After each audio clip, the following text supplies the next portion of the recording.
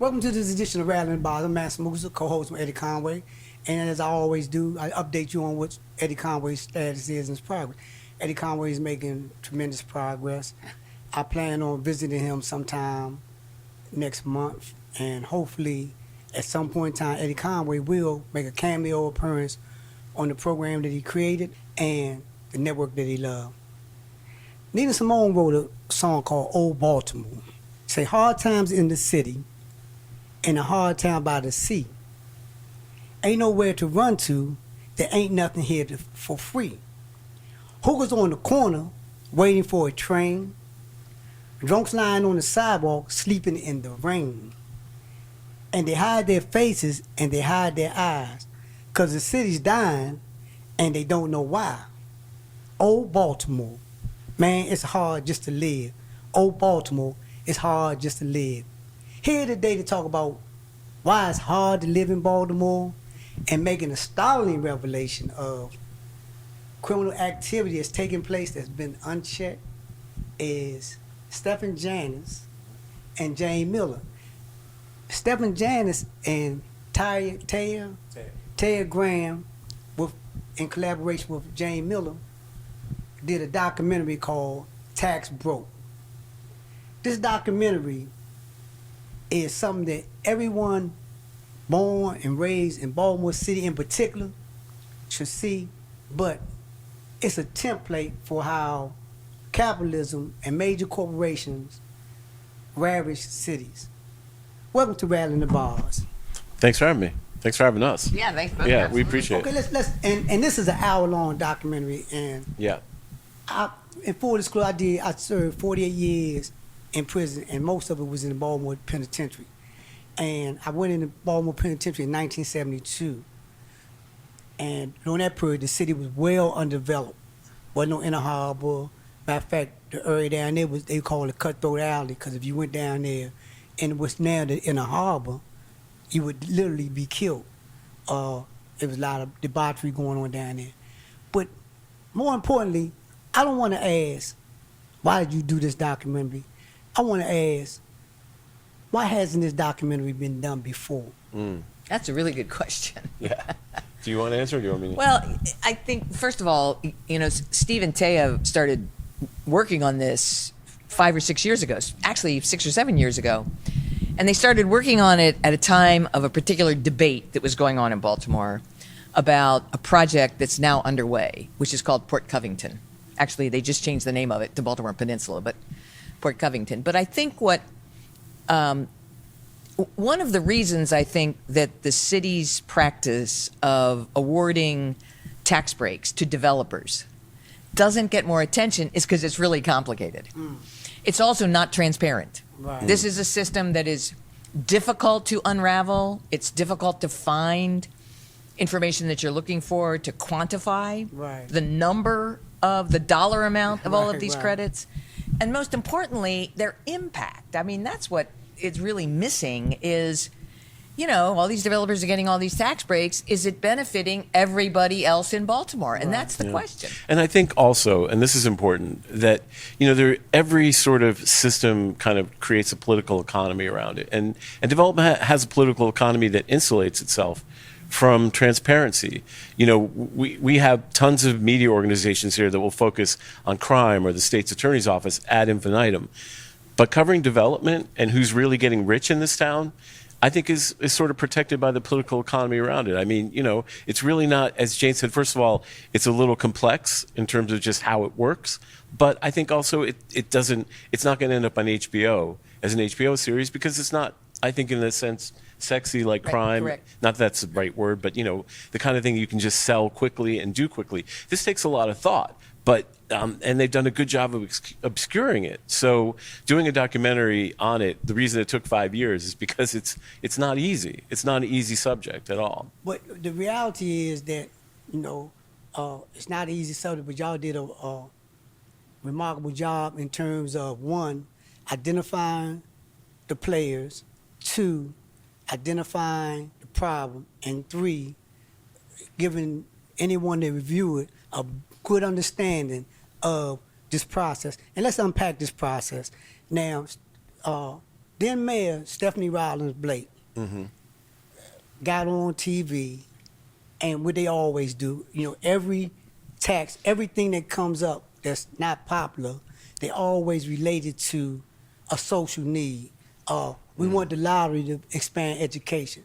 We want gambling to expand education. That is a very so good it's point. always linked to we want this to help Which didn't turn out to be true, by the way. hospital. Oh, we already Yeah. know that. So in her case, she said that she's making this agreement with Kevin Plank in order to, and he's the one that's dealing with Port Covington, in order to make sure that all Baltimoreans be able to benefit from it in some shape, form, or fashion.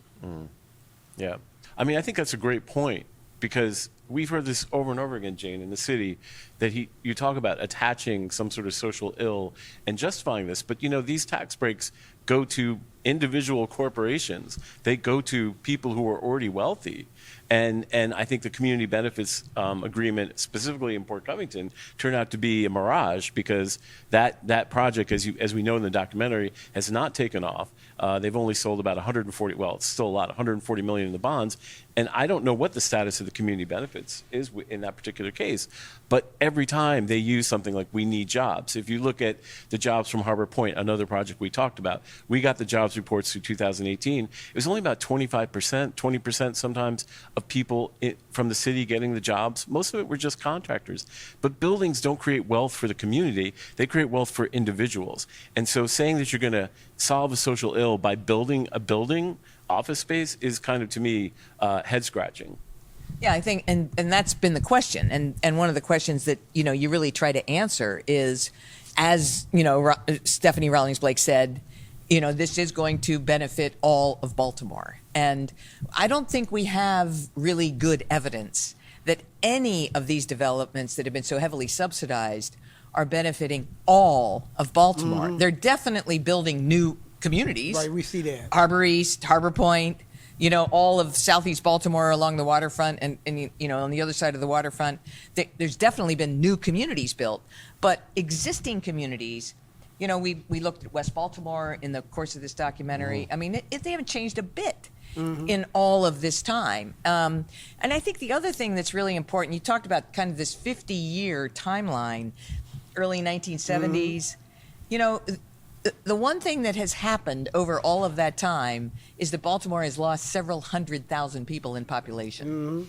And that's a losing proposition. That's right. Because that's those are taxpayers. And that's the observation you make. And herein lies the problem. Because this is the observation that's being made in the documentary, is that you create these incentives to attract people to come into the city, which will create a tax base, which will create a more vibrant city. But yet, Baltimoreans are the most heavily taxed people probably in the country. But at the same token, you give a TIF, and I want y'all to speak on exactly what a TIF is, and you give a TIF to a major corporation that paid $1 in tax. $1 in tax, where the average Baltimorean is paying like half their income in tax. Speak on the TIF. Sure. Well, first of all, to explain a TIF, it's called tax increment financing.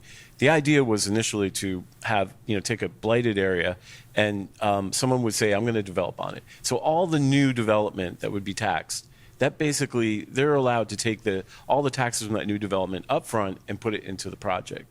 It sounds a little complicated, but it's not really. It's like saying, we're going to estimate the value at $1 million and all the taxes on that $1 million you get up front. It's pretty interesting financing. But when we looked, myself personally, this is my opinion, I will not speak for Jane, but I looked through a lot of these applications for TIFs in this city, which incidentally were not in blighted neighborhoods, but rather very well-to-do neighborhoods. We'll talk about that.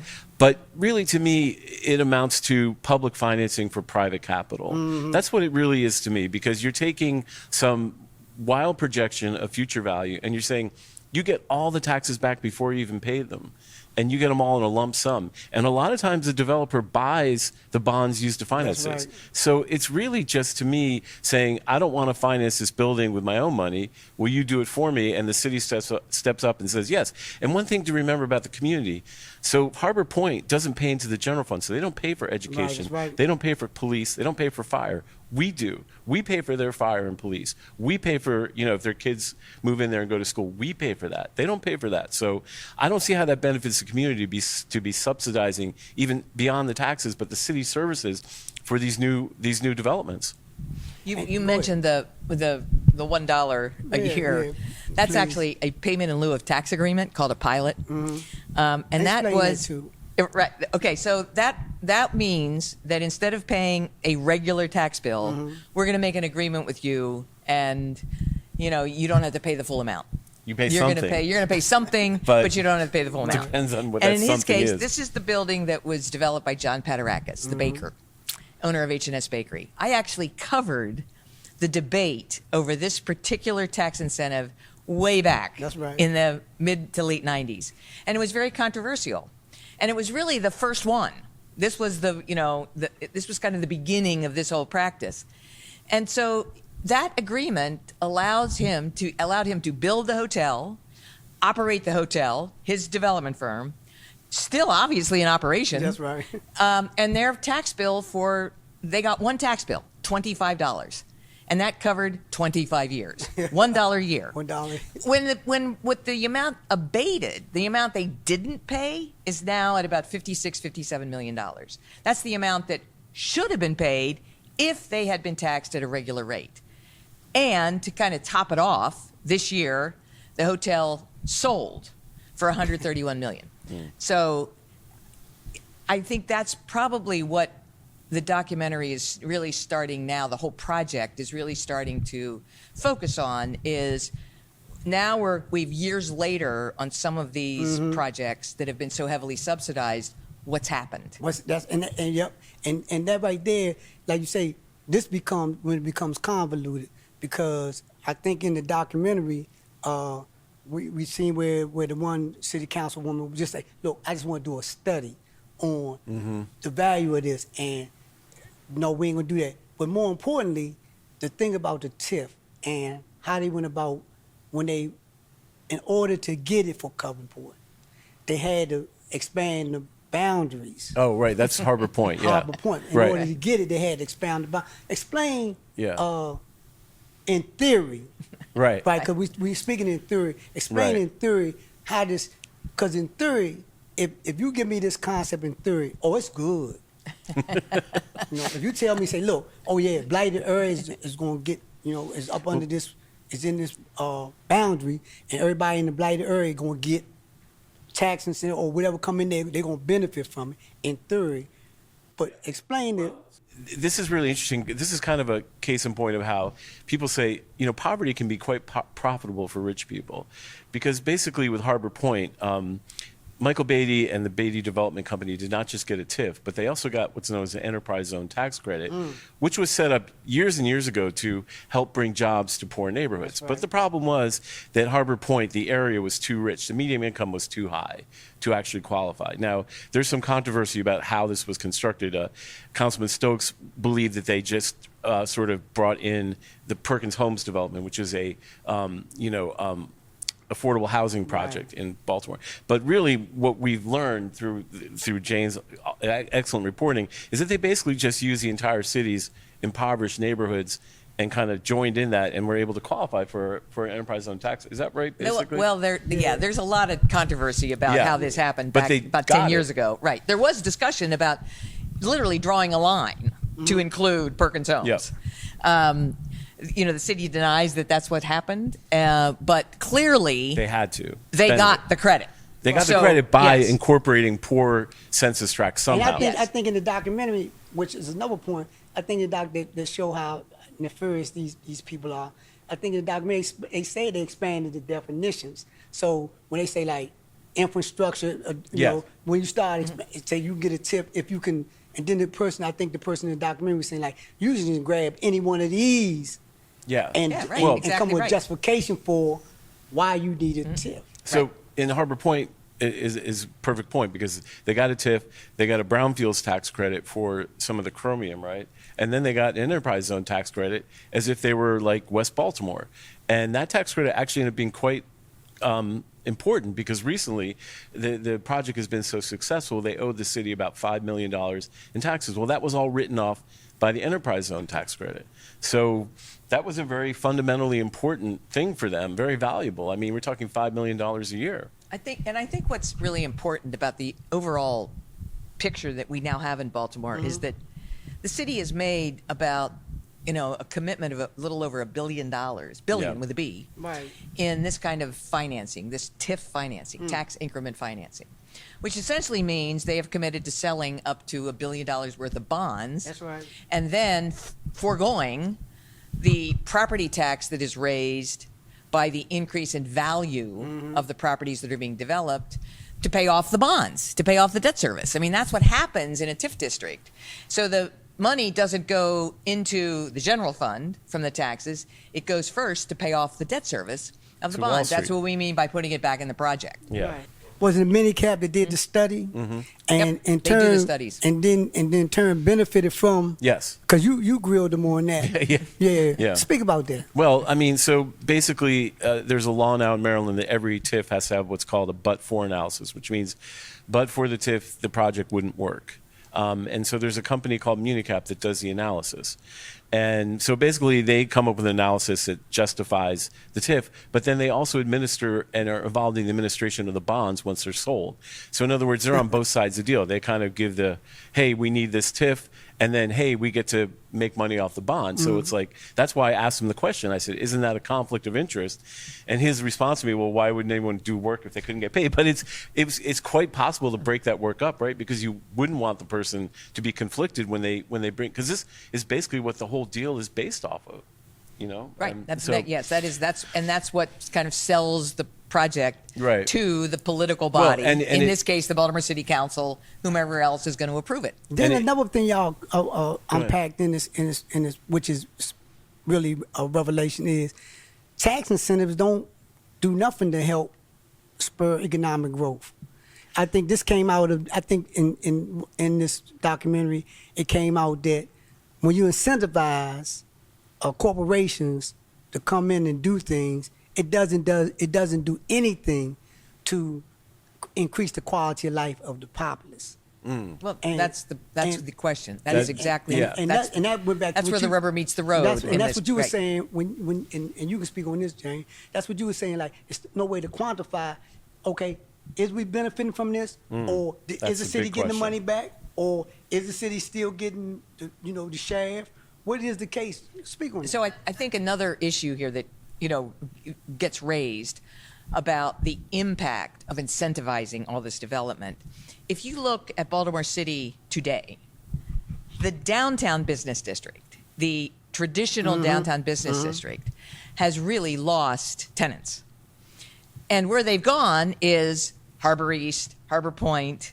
I mean, right now at Harbor Point, there's a huge project under construction for the T. Rowe Price headquarters. They're going to move from downtown, the traditional downtown Right. district, to Harbor Point. That's already happened with other companies. So I call it cannibalizing. I mean, Yeah, that's that's right. that, Yeah. and that's just the immediate next door neighbor. We're Yeah. not even getting to the issue of whether there has been benefit Right. to West Baltimore, Northwest Baltimore, other parts of the city that aren't right next door to all of the incentivized projects. Yeah, and one thing that's really important about what Jane said is all of the sort of estimates made to sell these deals is that they're going to bring in new business and new That's residents. right, that's 'cause right. Just keeping people here doesn't justify the cost.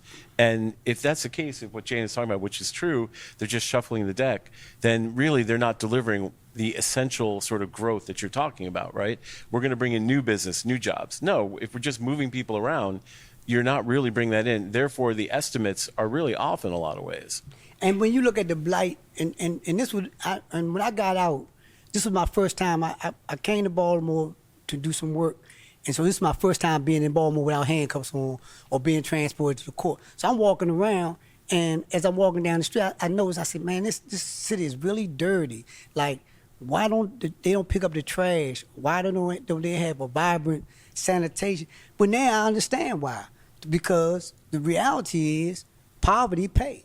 And the more impoverished the city is, the more the bloodsuckers come in and say, well, can give us a TIF and we'll develop this area.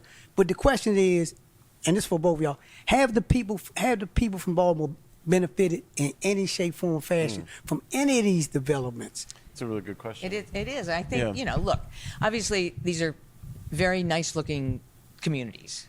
Harbor East, Harbor Point, they're, they're very cosmopolitan looking.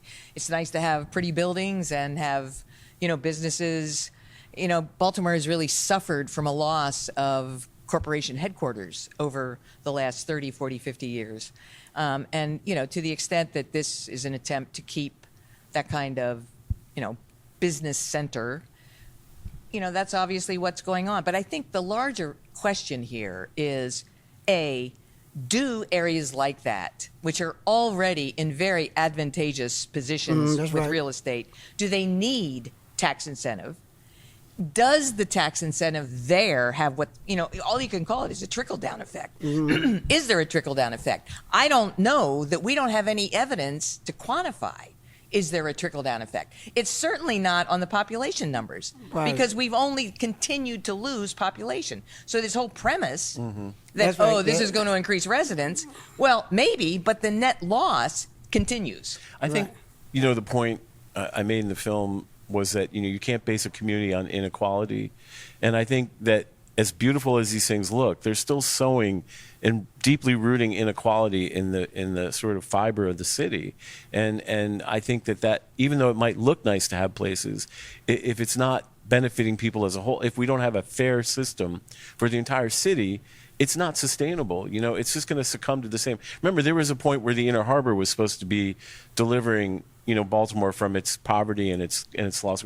But now the Inner Harbor, we went over to the Gallery Mall, which is right in smack in the middle, and it's closed. Right. So these ideas, these mirages that somehow creating a bastion of inequality, balkanizing the city, is somehow going to save it, I think is misguided at best. And, again, as Jane pointed out very well in the film, we don't really know because the council doesn't even want to study it. So how do we know if we're really benefiting collectively as a community? Do you think there's a correlation between their indifference towards studying or their support of the TIF? Do you think it's a correlation between maybe them and them getting some kind of kickback from these corporations in the form of when they campaign? Because it stands to reason that we done had like over 5 or 7 mayors come through this town, and every one of them just signed on to this development concept. And this is not, I thought when I think about gentrification, this is gentrification this is like steroids. This is like Star Trek, Warp Speed 9. Yeah. This some new stuff. This some new stuff here. This ain't somebody moving your neighborhood out. This is coming in saying, we don't really care. We just want to starve you to death and you'll leave on your own. Yeah. I don't think that we want to accuse anybody of criminal activity. Yes, please. Right, of course. But But there's no question that the development community is generally a very reliable party for campaign donations. Perfectly legitimate campaign donations, and that there's no question about that. And everybody who's been mayor and city council president, by and large, has relied in some form or fashion on the real estate industry for campaign support. That doesn't, there's nothing illegitimate about that, but it's a fact of the political economy. Is that's where a lot of support comes from. And we have had, obviously, an entire, criminal case back in 2009 involving one of the mayors, Sheila Dixon. Actually, she was city council president at the time, and a developer, and her relationship with the developer. That's right. And so, it has, crossed that line in the past. Yeah. But by and large, we're talking about perfectly legitimate campaign support to most of the folks who are running for office in Baltimore. And I think you can see in that part of the film where we cover the council when they're debating whether or not to do a very simple, inexpensive study of TIFs and whether we can use them for vacant housing, and they quickly voted down. As you pointed out, what Sharon Green Middleton said about she doesn't like studies, and someone else said TIFs are great. I think you see the influence of developers there, because that was a nothing bill. It wasn't like a big commitment to anything. It was just, let's study it and find out, and they voted it down. So I think that's a perfect example of how that system works, where developers have a lot of control and a lot of influence on politicians here. And another thing that struck me in this documentary is the city's attitude towards the populace, because when they first poured Covington and they said, okay, the community came out and wanted to give some kind of, insight into what was going on, some transparency, they pretty much ignored them. They pretty much like, okay, it's your tax dollars. Y'all the ones gonna pay for this, but at the same token, you don't have a voice in this matter. But then when it came to, I think, The Port Covington? Port Covington, Yeah. they, like, oh, whatever you want, whatever you say, is all good and all Right. great. What do you want at the end of the day, both of Yeah. y'all? What do you want this documentary to convey to the community? What do you want the Well, community to take away from this I think documentary? I think both Jay and I can agree that we want the people of Baltimore to have the full picture and the true picture. A lot of these tax breaks, like TIFs, city officials will still argue that they're not tax breaks at all. They just fund infrastructure, and therefore you don't have to worry about them. And so one of the things we encountered was just frustration in getting information. And I think we both hope that the people of the city and other places that are dealing with this issue will finally have a way to look at it and say, yeah, that's not totally true. You are spending our money, and we do, and we should have a say. And maybe there's a better way to do this, right? This is not the only way. I mean, Baltimore has it has sometimes a myopia about it. And I think there's other ways to achieve growth in a city without just giving it to a couple people. Well, and at the end of the day, the elephant in the living room in this whole situation is that Baltimore City's property tax rate is double everyone else. That's why all of these incentives exist. Right. That's what they use to justify. If you don't have that problem, you don't need them. Right. And I think that in order to have a real fair and reasonable conversation about what that tax rate should be, and if it's possible to level it so that it is competitive with the surrounding jurisdictions, we have to have information. We have to know the total cost of them, what the benefit is, where is the benefit. Who's all of that benefiting? information has to be before us in order to have that conversation. And I remember Jane, one time when I was in, like I said, when I was in this city, and I remember it was a period, and it was disturbing to me at some point what happened, where they used to have a clean block. And in Baltimore City, they had a concept where this community used to come out and clean the block, and the Afro would, like, whoever won, they would give them a block party. And this was a real competitive concept in Baltimore City. So the sense of community about where I live at was real vibrant. And now when you go down streets, you see maybe 4 dwellings that's occupied and 8 that's not. And now all this is a result of premeditation on the part of really the city government to get in bed with capitalists and bloodsuckers at the expense of the community. Well, there's no question that there's been, a huge population loss in the very communities you're talking about, over the past 30, 40 years. And the disinvestment is what is so profound. Yep. It's profound. I mean, and compared to like Harbor Point, I mean, you're talking about pouring hundreds of millions of dollars. Imagine on some of those blocks with vacant housing or applying some of these tax credits to those houses. There was just an article, I think it was the Banner of the Sun, about how some of those vacant houses are sort of underwater with $100,000 in fines Liens. and fees and Yeah. liens and all sorts of stuff. Well, they could easily wipe out thousands of those with the money with the money that they have spent on giving developers tax breaks. I mean, so there are other ways to use these in a more equitable fashion. It's just that if people don't have the information and they're still under this delusion that, well, a TIF is not a tax break, then I think that's what we're trying to get to, the point where for once the city tells the truth, right?